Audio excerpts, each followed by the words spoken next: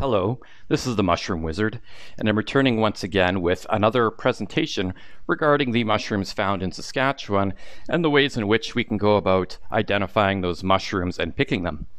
So the mushrooms we're going to be looking at today, I am going to call the field mushrooms of Saskatchewan. There are other common names that are more readily used, but they're misleading in some ways. Some people would call them meadow mushrooms, but that actually only applies to one of the species that we'll be looking at, and there's a lot more. The other one would be button mushrooms, which are the classic store-bought mushrooms that we're all familiar with, but that is actually misleading as well, because when you say button mushroom, that can actually be applied to other groups of mushrooms that are still in an immature state and have their gills covered by either a partial veil or the margins of the cap. So we're going to call them field mushrooms. This is the field mushrooms of Saskatchewan. The only genus that we'll be looking at in this presentation is Agaricus, and in fact, other presentations in the future will also include other species from Agaricus that simply couldn't be fit into this presentation as there are so many. So then, what are field mushrooms? Field mushrooms are agaric mushrooms. So when I say agaric, if you recall, that is just the classic shape with a stipe, a cap, and gills underneath that cap. So these are agaric mushrooms with pink gills that turn chocolate brown and have dark brown spores, if you were to do a spore print. So all of the different species of Agaricus should have the same looking spores, well, in terms of color. As already mentioned, these are from the genus Agaricus. This includes the classic button mushroom. It also includes the portobello, which is in fact the same species as the button mushroom. That would be Agaricus bisporus. It includes the cremini mushroom. So basically about 98% of what you would find in any supermarket here in Saskatchewan. Other species, not necessarily those ones, but other species are very common to Saskatchewan as well. You've probably seen them on your lawns. So the first mushroom that we are going to look at is the meadow mushroom, Agaricus campestrus.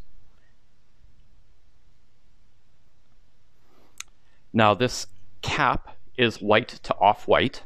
It is convex, flattening out with age. If you run your fingers across the top, it will be smooth, or it will have very fine scaling that isn't really uplifted. It's very flat scaling. The margin is downturned and appendiculate. If you recall, when I say appendiculate, I mean that at one point in the button stage, this had a partial veil covering the gills, and when it grew and began to flatten, the partial veil ripped apart and portions of it are left hanging down from the margin. These kind of disappear with age. As it becomes more mature, that margin becomes smooth and upturned. And this mushroom grows up to about 5 inches in diameter, though it will not always reach that diameter, and I'll explain why in a bit. Here are some size references for you.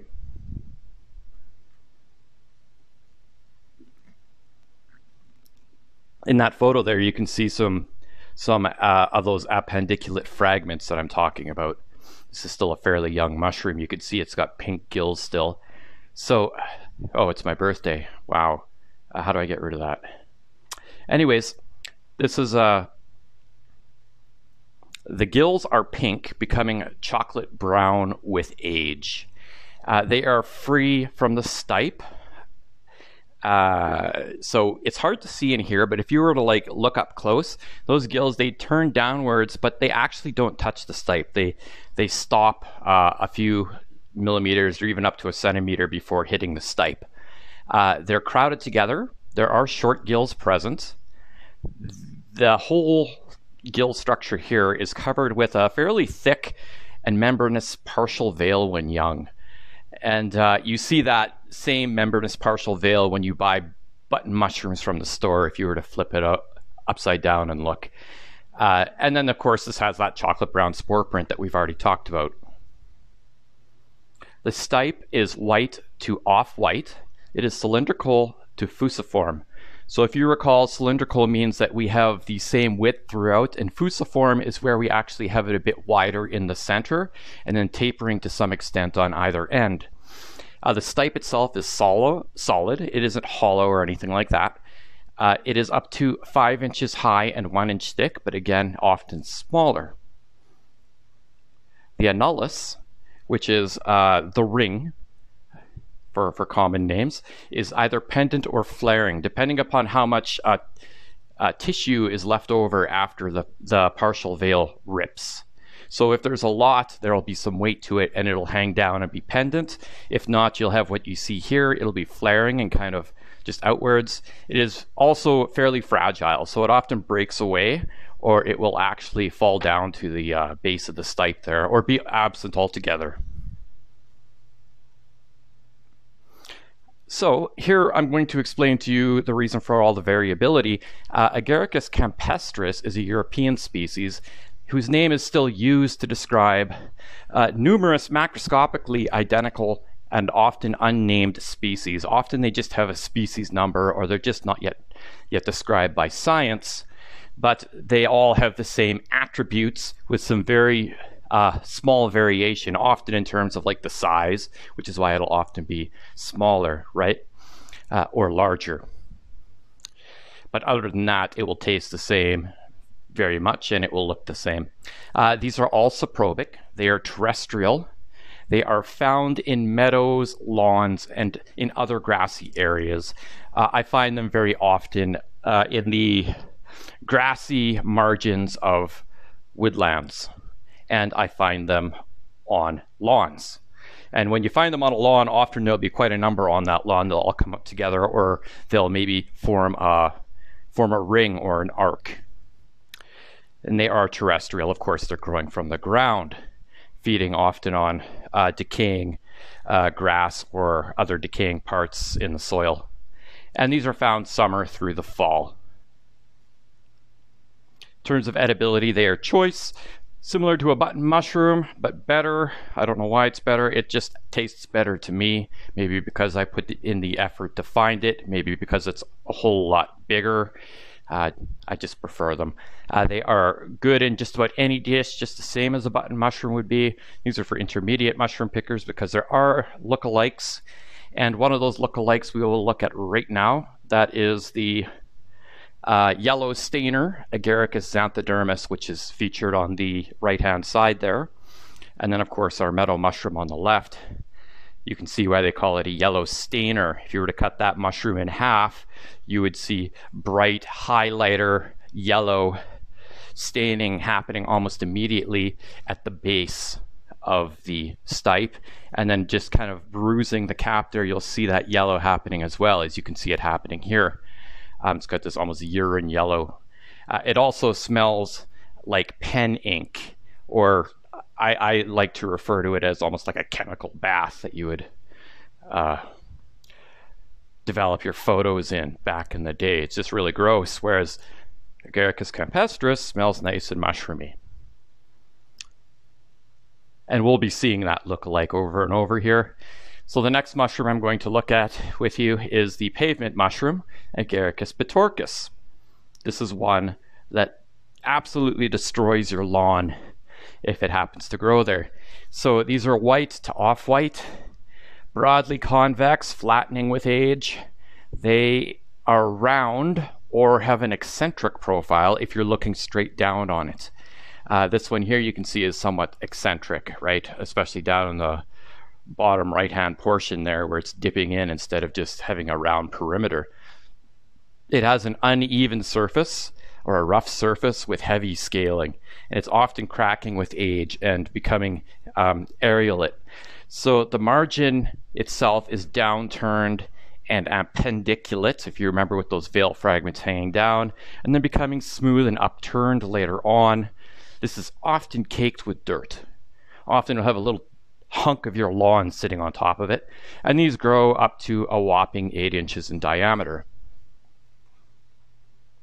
Here you can see, and one thing that I will mention to you as you're looking at this so you can appreciate it, this is much more dense when you feel it, it's actually quite heavy, and it doesn't have the soft kind of malleability that you would expect, or the pliability that you would expect from a button mushroom from the store.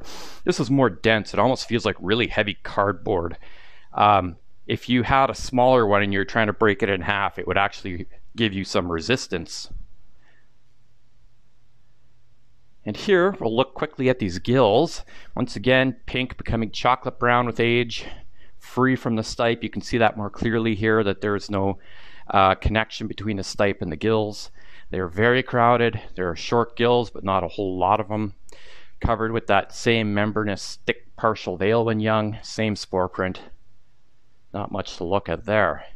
Now the stipe is white to off-white, cylindrical, central in terms of its attachment to the cap. It is solid, very firm, and it's up to 4 inches high and 3 inches thick. So it's almost as thick at times as it is high. Again, very, very strong stipe. It has a sheathing stipe at times. This is not sheathing. You can see it's ripped away at the bottom there. And it leaves a double ring. You can see kind of the upper lip and bottom lip there. It's a very thick veil. So this is a saprobic mushroom. It is found in hard-packed earth, often in urban settings. So these you'll find more often in the city. They are subterranean, and that's something we'll talk about in a second here, or terrestrial. They are scattered to gregarious, found summer through fall. So the most classic of all subterranean mushrooms is, of course, the truffle. But we don't have a whole lot of those in Saskatchewan here. Instead, we have this big bad boy here. So the reason this rips up lawns is because it develops almost right to maturity underground and then pushes up at the end when it's already that huge, 8 inches in diameter, lifting up a good chunk of your lawn. These are called pavement mushrooms because they are so dense and strong that they are known to actually lift up paving stones or crack through pavement and cause a lot of damage doing that. Fortunately, they also taste really, really good if you get to them before the bugs. Now, as you can imagine, something that spends the majority of its development underground is probably going to be more prone to insects quicker, and that is true. So what you want to do is, if you see one of these kicking up, you want to look around and see for more starting to kick up and not yet there, and just kind of pull them up as best you can without destroying the lawn that they're under. That will actually save some of the damage done to your lawn and provide you with mushrooms that are less likely to be infested. Let's just say that. Or else pick them early in the morning when they first come up. Don't wait throughout the day because they go quick from the bugs. Their edibility, if you get them before the insects, is choice. I already made that note there to you. Best picked before the insects get it. I guess the morning after a rainfall makes sense. I wrote that a while back. But yeah, that's when I would usually go out after a rain, about 8 in the morning. They always come in the same spots, it seems. Good in most dishes. It has a unique taste. It's not similar to a button mushroom. It's actually quite different. And yeah, these are good for intermediate mushroom pickers. Again, you have that look-alike with Agaricus xanthodermis on the right-hand side, though in reality, there's not, I mean, the dimensions are very different between these two. And there's that yellow staining that you're not seeing in one that is present in the other. The next mushroom we'll look at is the horse mushroom, Agaricus arvensis. Once again, we are not actually looking at Agaricus arvensis. We are looking at a group of mushrooms that resembles Agaricus arvensis, which would be a European species. So the cap is white to off-white, becoming yellowish or tan with age. It is convex, flattening out as it matures there. It's smooth to the touch, develops that same fine scaling that we saw with the meadow mushroom. Again, same thing with that appendiculate margin that turns upwards and then becomes smooth later on. But this is a much bigger mushroom. It is regularly up to 6 inches in diameter. Here are some size references for you. A nice big mushroom to find. The gills are off-white, becoming grayish pink. Free from the stipe, crowded, short gills. We've seen all this. Now, the big difference here is that the membranous partial veil is much thicker on this and has this very distinctive cogwheel pattern to it. We'll look at that here. So you see it's got that cogwheel pattern, and even in the button stage you can already see a double lip, almost like a double partial veil happening there. The stipe is white to off-white. It is cylindrical. Central attachment solid. Now this stipe also stains yellow or yellowish brown. It's up to about 6 inches high and 2 inches thick.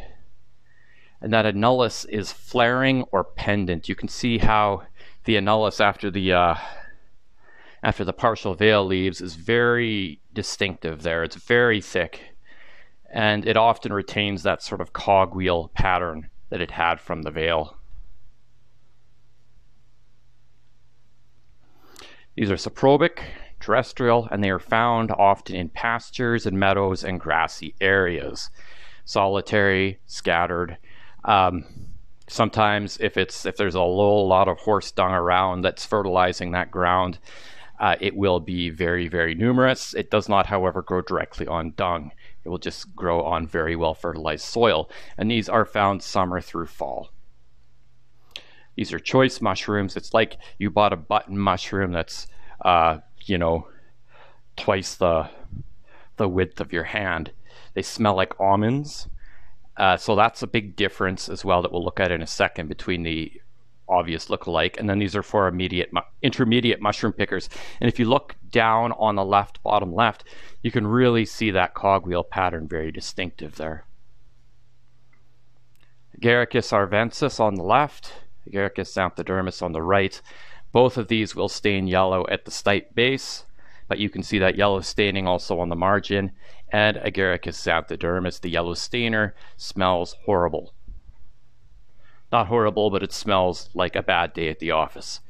Okay, next mushroom here. This is the salty mushroom, Agaricus bernardii. These are very common.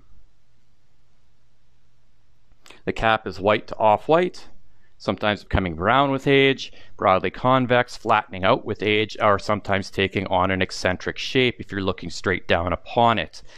It has an uneven surface if you run your fingers across it. It has fine scaling, and that scaling often cracks with age. It becomes areolate. The margin is appendiculate, remember that, and deeply enrolled, becoming smooth with age. They're often caked with dirt when they come up. You can see that happening here. These stain red or pink when damaged, and it's up to a massive 8 inches in diameter.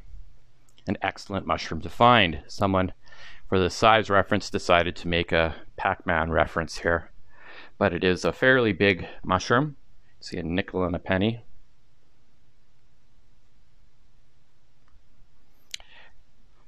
The gills are pink. Once again, become chocolatey brown. They are free, crowded, short gills. There is a membranous partial veil when young. All this is what we expect from this group of mushrooms. And then that chocolate brown spore print as well. You can see how thick that annulus is as well. The stipe is white to off-white, becoming brownish. It is cylindrical, has a central attachment to the cap. Very solid, very thick, bruising red when damaged, up to 4 inches high and 3 inches thick. So this is very similar to the pavement mushroom. Often they're confused between the two. There is a sheathed partial veil that leaves a flaring ring. You can see this one only has one lip, whereas the pavement mushroom had two. These are saprobic mushrooms. These are found along the roadsides and on lawns where there's salt present. Often nowadays you find them where somebody has dumped out a bunch of salt used to crack ice, or along the sides of highways where they put down salt or gravel salt mixes to kind of get through the ice there. They are subterranean or terrestrial, just like you saw with the pavement mushroom, scattered to gregarious, found summer through fall. A big difference here in its edibility, because these are also choice. But these are very much the same taste that you get from a pavement mushroom, but people say that you can detect some salt in it. It has this kind of unique salty taste. I've eaten them. I can't tell the difference between the two personally, but maybe there just wasn't enough salt in the area where this mushroom was when I picked them, or where these mushrooms are. Again, best picked in the morning after a rainfall, when the first rains emerge, and around 8 or 9 a.m. before they're ravished by beetles and worms. And you can see there that red staining. It's been cut in half. And that would be the easiest way to tell the difference between this and the yellow stainer, which stains yellow. The next mushroom we're going to look at, we're now leaving the city and the lawns, and we're looking into the forests. This is the wood mushroom, Agaricus sylvicola. White to off-white, yellowing with age. Convex, flattening out with age. Smooth or with very fine scaling. Sometimes you get a little dip there in the middle. You can see that happening here. The margin is appendiculate, becoming smooth with age, sometimes a bit upturned, up to 6 inches in diameter, so a large mushroom. Here's a size reference for one of them. You see the knife on the left-hand side there, a pocket knife. So the gills are off-white, becoming pinkish gray, so kind of a gray tinge to it, then chocolate brown with age. They're free from the stipe. They are crowded together. Short gills are present, covered with a membranous partial veil when young. And that veil has a distinctive cogwheel pattern, just like we saw with the horse mushroom, and the same spore print we're now used to. You can see that cogwheel pattern even on the annulus there. So it's white to off-white, cylindrical to bulbous, and I'm just describing now the stipe. So that's the difference. Now this one, you can see at times it will actually have a bulb at the very bottom of the stipe.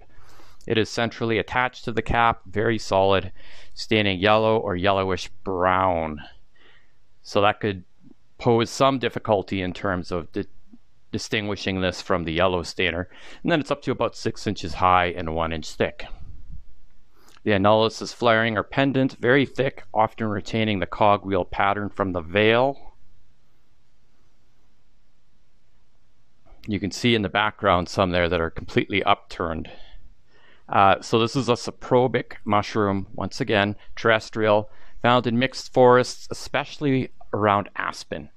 So any sort of woodland too, because sometimes you'll see groves of aspen just sitting around in places that you wouldn't normally describe as a forest.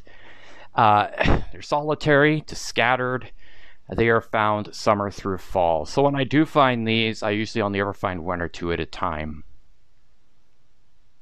They are choice mushrooms, taste similar to a button mushroom, but better and bigger. Once again, this smells like almonds, so very similar to the horse mushroom that we saw before. Then these are for intermediate mushroom pickers. And there you go. You have one on the left, one on the right. I would like to say that the ecology is very different for the one on the left, the wood mushroom, but Agaricus xanthodermis does grow in kind of the grassy marginal areas on the outskirts of forests, so it would not be impossible for it to venture further inwards at times. So it is one to make sure that you're sure about. The best way to do that is if you have a good nose, you cut the Agaricus xanthodermis, the yellow stainer, in half, smell the base of that stipe. If it smells like chemicals, you got the wrong mushroom. If it smells like almonds, you're doing well. Moving on. This is the blushing wood mushroom, Agaricus silvaticus, of which, again, this is a group of mushrooms. It is not the mushroom, but a group of mushrooms that all look the same that are being described by a European species. So these are gray to brown in color, covered with raised reddish brown scales that kind of become heaviest and most dense at the center. They are convex. They flatten with maturity. The margin there will be appendiculate to smooth, and as it becomes older, it will become more smooth.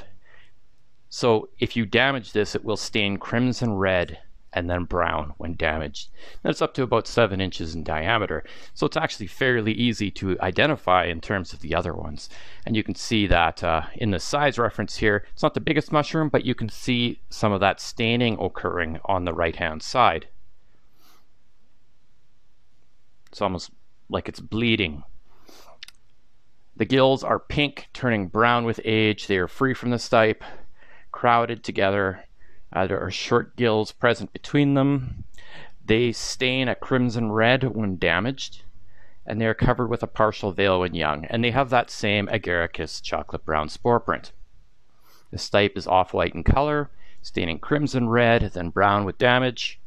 They are cylindrical to clavate, and that clavate is a bit different there. That's where you have almost like a club shape occurring.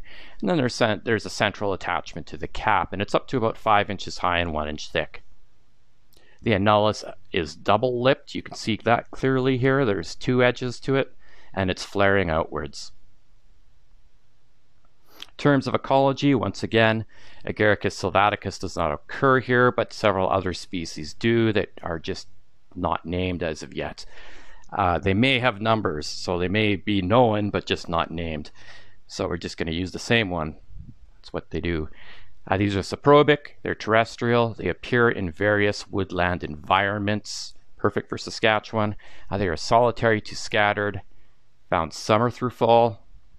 They are choice mushrooms. Again, you can see that staining occurring, just starting to occur around the perimeter of the mushroom cap. It smells of anise seed, so that would also be similar to black licorice. They're good in any dish. I really like to eat these. They are for intermediate mushroom pickers, as I place that as the beginning point for anything with gills, but they do not have any sort of look-alike, not like the yellow stainer, because it has no real features similar to the yellow stainer. Here is what an Agaricus spore print looks like. They will all look like this. And that's it for this one. There are going to be, we'll be looking at the yellow stainer itself in the toxic mushroom areas, and there'll be a couple more in some of the more advanced presentations I'll be doing. This is the Mushroom Wizard. I do hope you enjoyed this presentation. And I hope you're all safe when you're picking these for the first time. And, have yourselves a great day.